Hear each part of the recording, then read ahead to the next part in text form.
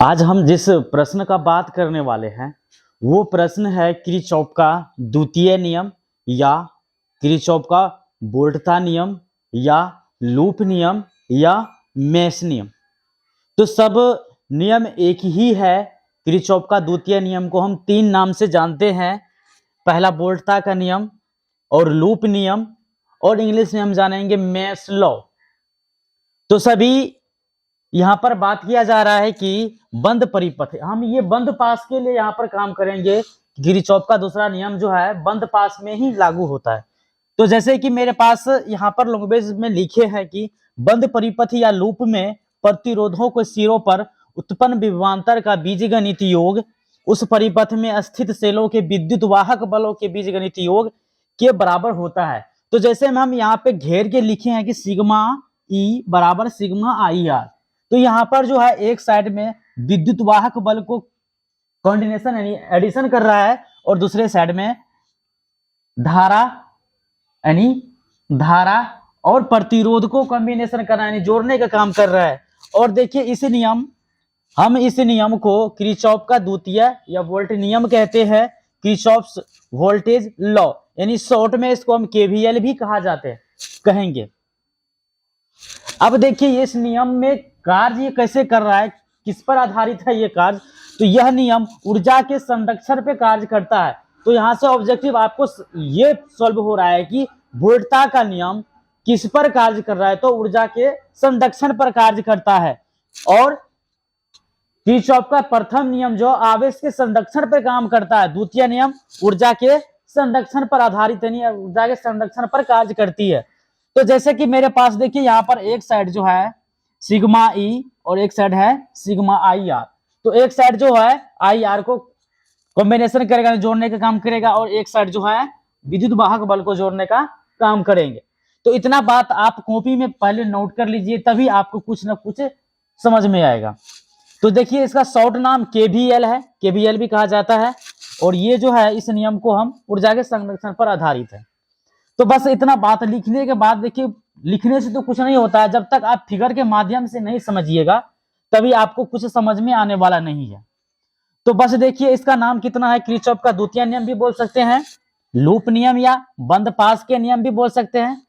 और इस नियम जो काम करेगा, ये ऊर्जा के संरक्षण पे कार्य करेगी। और हम यहाँ से फॉर्मूला भी हम जान गए हैं कि सिग्मा ई बराबर सिग्मा आई आर होता है। तो यहाँ पर जानेंगे कि आप फिगर के माध्यम से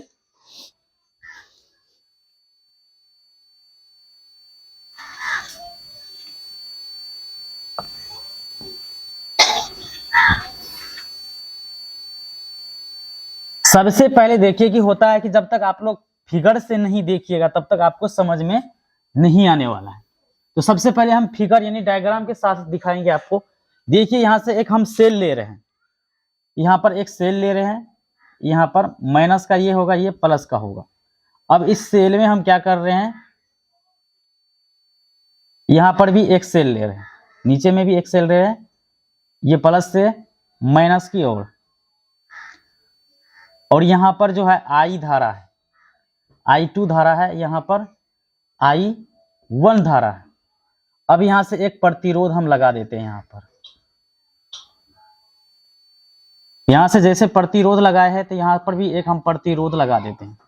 चलो बस इतना बात करना है फिगर में, बस इसको इससे जोड़ देना है। अब देखिए इसको R1 मानते हैं, इसको R2 मानते हैं। इतना तक ले जाने के बाद हम करते हैं कि इस सेल जो है विद्युत वाहक बल, इसको हम E1 कहते हैं, इसको E2 कहते हैं।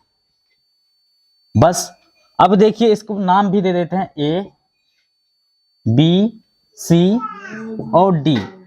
अब यहां पर देखिए समझने में है कि अगर आप यहां पे लिखिएगा loop A, B, C, D में।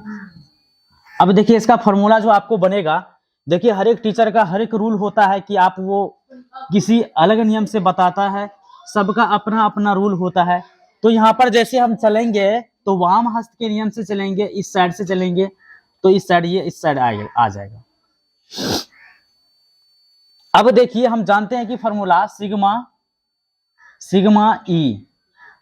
ई बराबर सिग्मा आई आर। इतना बात को पहले हम याद कर लेंगे, कॉपी में नोट कर लेंगे। अब देखिए एक साइड क्या करता है, विद्युत वाहक बल को जोड़ने का कार्य करता है। अगर यहां से हम देखिए, यहां से अगर जाएंगे तो माइनस से अगर जाएंगे भैया, यहां से माइनस से जाइएगा तो किसी में जाएगा, प्लस की ओर जाइएगा, यानी विद्युत वाहक बल जो होगा वो क्या होगा, प्लस में होगा। अगर प्लस से माइनस की ओर चलिएगा तो क्या होगा, विद्युत वाहक बल माइनस में होगा, यानी विद्युत वाहक बल माइनस में होगा। तो यहाँ पर सबसे पहले बात जो किया जा रहा है, यहाँ पर देखिए इस तरह से होगा, इसका हम एरो गलत दे दिए थे, इस तरह से होगा। अब देखिए इसमें होता है कि अगर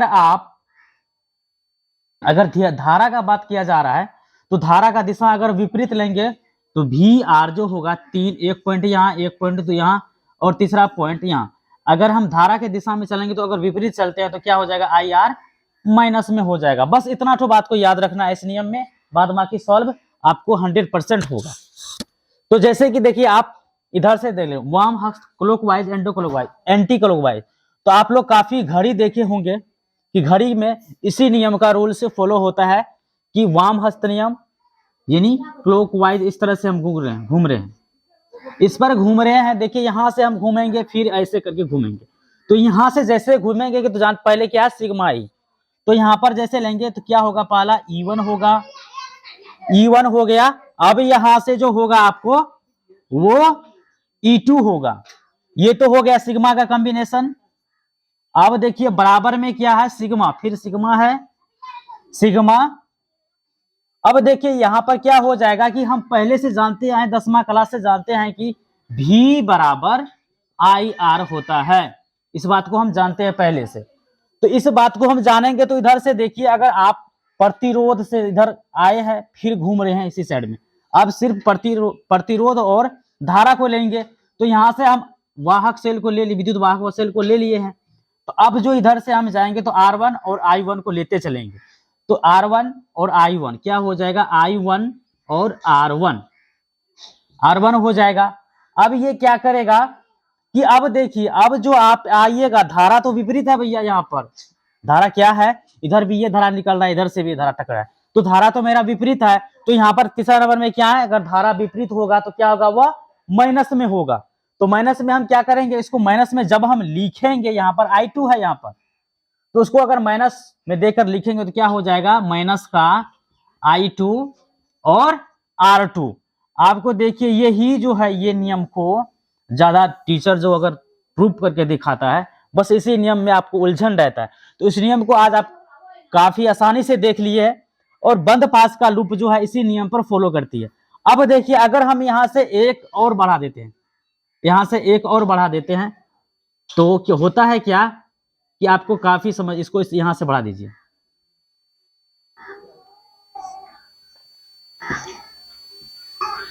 यहां से बनाने से क्या हो जाएगा, ये D, ये F, ये G हो जाएगा।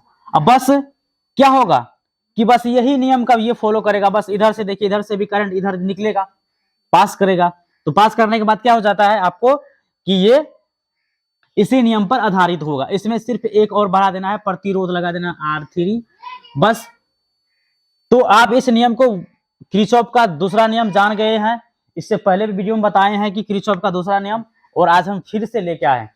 देखिए ये जो क्वेश्चन है आपको काफी टॉप मॉडल का क्वेश्चन होता है, यानी 2025 का VVI क्वेश्चन 2025 में आपको अवश्य फंसेगा ये क्वेश्चन। तो आपको उम्मीद है कि ये जो आप फार्मूला देख रहे हैं, इस फार्मूला के तहत से हम एक न्यूमेरिकल भी कराएंगे आपको। उस न्यूमेरिकल में हम दिखाएंगे कि न्यूमेरिकल में किस तरह से सवाल को हम सॉल्यूशन करते हैं। तो अगले वीडियो में न्यूमेरिकल रहेगा। तो बस इतना ही बताने के बाद मैं अपने क्लास को खत्म करते हैं और मिलते हैं अगले क्लास में। तब तक के लिए आप लोग इसी तरह से तैयारी कीजिए, और आपका एग्जाम काफी नजदीक आने वाला है, तो मन लगाकर पढ़िए और चलते हैं। कल जो होगा आंकिकी वाला प्रश्न होगा और किरचॉफ का दूसरा लॉ पर, और उसके बाद व्हिटस्टोन ब्रिज होगा। तो मिलते हैं नेक्स्ट वीडियो में।